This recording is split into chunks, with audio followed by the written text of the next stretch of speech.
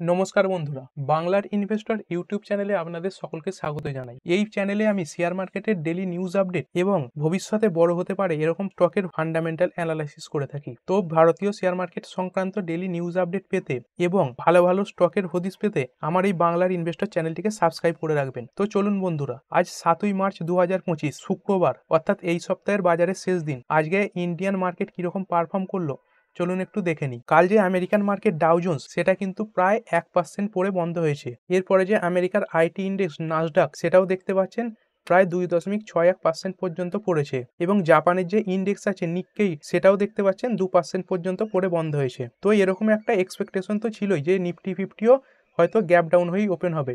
তো দেখতে পাচ্ছেন সেরকমই ওপেন হয়েছে, এবং বিদেশি মার্কেটে প্রেসারের কারণে কিন্তু নিফটি সেরকম বাড়তে পারেনি।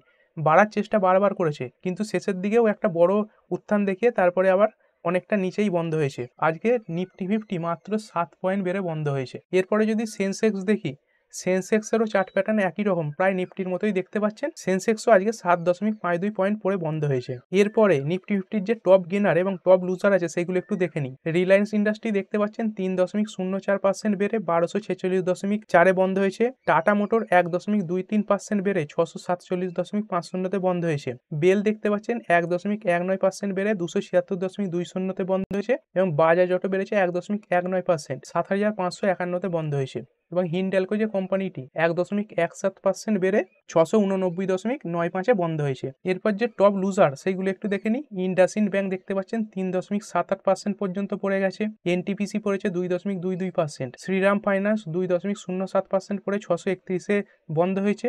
ইনফোসিস 1.80% পড়ে 1685-তে বন্ধ হয়েছে, এবং বিপিসিএল 1.72% পড়ে 260.49-এ বন্ধ হয়েছে। এরপরে ইন্ডাইসেসগুলো একটু দেখে নিই। নিফটি ফিফটি 0.03% বেড়েছে। নিফটি নেক্সট 50 0.44% পড়েছে, এবং নিফটি 100, 200 এবং 500 যদি দেখি এরা খুব অল্পই পড়েছে, 0.05% পড়েছে, তারপর 0.09% এবং তারপর 0.02%। এরপরে যদি মিড ক্যাপ ইন্ডেক্স দেখি, মিড ক্যাপ 50 0.44% পড়েছে, এবং নিফটি মিড ক্যাপ 100 সেটা 0.32% পড়েছে। কিন্তু নিফটির যে স্মল ক্যাপ 100 সেটা ভালো করেছে, 0.67% পর্যন্ত বেড়েছে।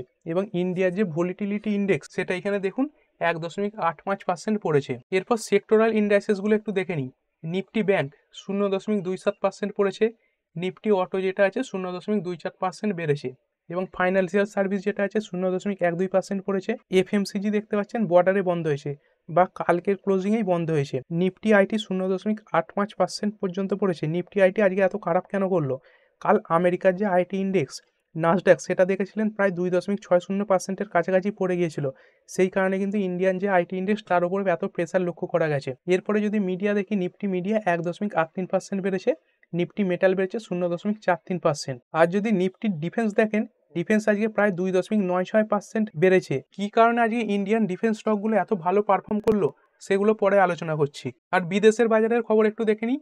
Donald Trump delays Canada Mexico tariff after market blowback, অর্থাৎ মার্কেটের খারাপ প্রতিক্রিয়া পাওয়ার পর ডোনাল্ড ট্রাম্প কিন্তু এপ্রিলের 2 তারিখ পর্যন্ত কানাডা এবং মেক্সিকোর উপর তাদের যে ট্যারিফ লাগিয়েছিল কিছু কিছু জিনিসপত্রের উপর থেকে সেই ট্যারিফটা সরিয়ে দিয়েছে। তবে কিন্তু ট্যারিফটা পুরোপুরি ক্যান্সেল করেনি। এপ্রিলের 2 তারিখের ঘোষণা হয়ে যাবে যে কানাডা এবং মেক্সিকোর উপর সেই যে জিনিসগুলোর উপর কত কি ট্যারিফ বসবে। ইউরোপিয়ান যে সেন্ট্রাল ব্যাংক তারা কিন্তু তাদের রেট আবার কাট করেছে। জুন মাসের পর থেকে তারা এই নিয়ে 6বার রেট কাট করলো। এখন যে তাদের ইন্টারেস্ট রেট সেটা 2.5%-এ আছে।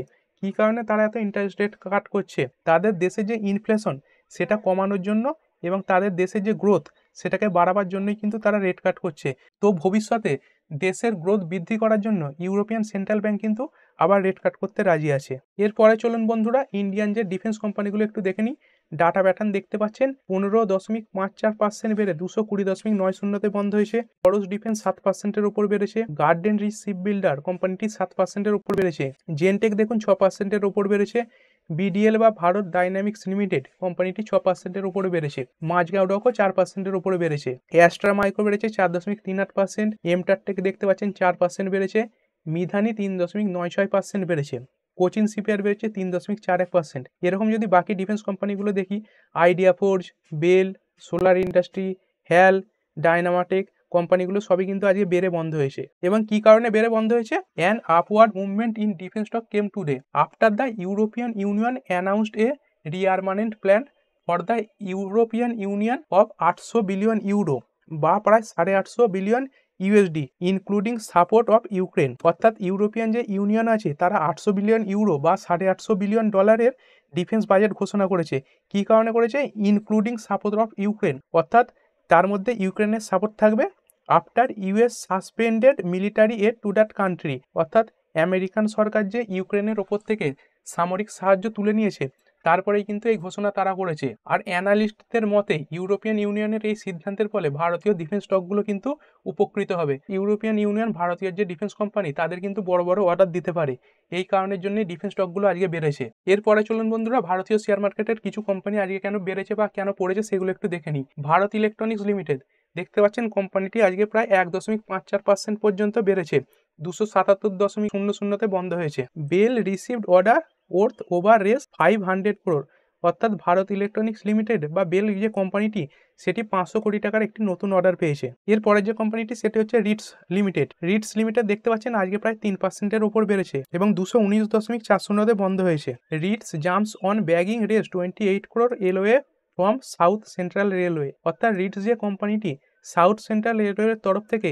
28 কোটি টাকার একটি নতুন অর্ডার পেয়েছে। এরপরে আরবিএনএল বা রেল বিকাশ নিগম লিমিটেড, দেখতে পাচ্ছেন প্রায় 1.13% পর্যন্ত বেড়েছে, 341.55 বন্ধ হয়েছে। One securing race 156 crore order from south western railway, অর্থাৎ কোম্পানিটি সাউথ ওয়েস্টার্ন রেলওয়ের তরফ থেকে 156 কোটি টাকার একটি নতুন অর্ডার পেয়েছে। এরপরে রাধা কিষান দামানির কোম্পানি অ্যাভিনিউ সুপারমার্ট বা ডিমার্ট কোম্পানিটি আজকের দিনে 1.40% পর্যন্ত বেড়েছে।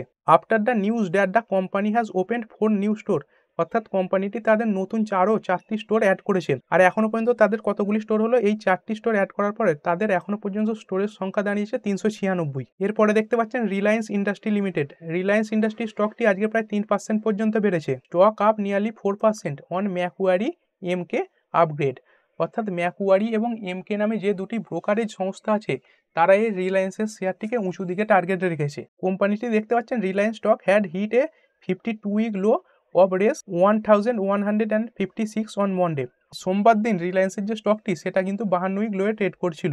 আর এর আগের যে 6 মাস গেছে রিলায়েন্সের শেয়ারটি কিন্তু আন্ডার পারফর্ম জোনে চলছে। এখানে রিলায়েন্সের শেয়ারটি 15% পড়েছে, সেখানে বিএসসি সেন্সেক্স পড়েছে মাত্র 9%। সেই কারণের জন্যই এই ম্যাকুয়ারি এবং এমকে মনে করছে এই রিলায়েন্সের শেয়ারটি কিন্তু আন্ডার ভ্যালুর জোনে আছে, আর এই কারণে তারা শেয়ারটিকে 1500 টার্গেট দিয়েছে, যেই কারণে রিলায়েন্সের স্টকটি আজকে 4% পর্যন্ত বেড়েছে। এর পরের কোম্পানিটি হলো Kalpataru project international limited. Kalpataru project share price rise over 6% after 2300 crore new orders in Indian and international market, অর্থাৎ ইন্ডিয়া এবং ইন্টারন্যাশনাল মার্কেটের কাছ থেকে কল্পতরু প্রজেক্ট যে কোম্পানিটি 2300 কোটি টাকার নতুন অর্ডার পেয়েছে, আর এই কারণের জন্য কল্পতরু প্রজেক্ট কোম্পানিটি আজকের দিনে 6% পর্যন্ত বেড়েছে। এর পরের যে কোম্পানিটি সেটি হচ্ছে Quess Corp Limited. Quess Corp Limited share price jump over 6% after NCLT approval for 3-way demerger, অর্থাৎ এই যে কোয়েস কর্প কোম্পানিটি তারা এনসিএলটি বা ন্যাশনাল কোম্পানি অফ ল ট্রাইব্যুনালের কাছে তাদের ডিমার্জার সংক্রান্ত যে প্রস্তাব রেখেছিল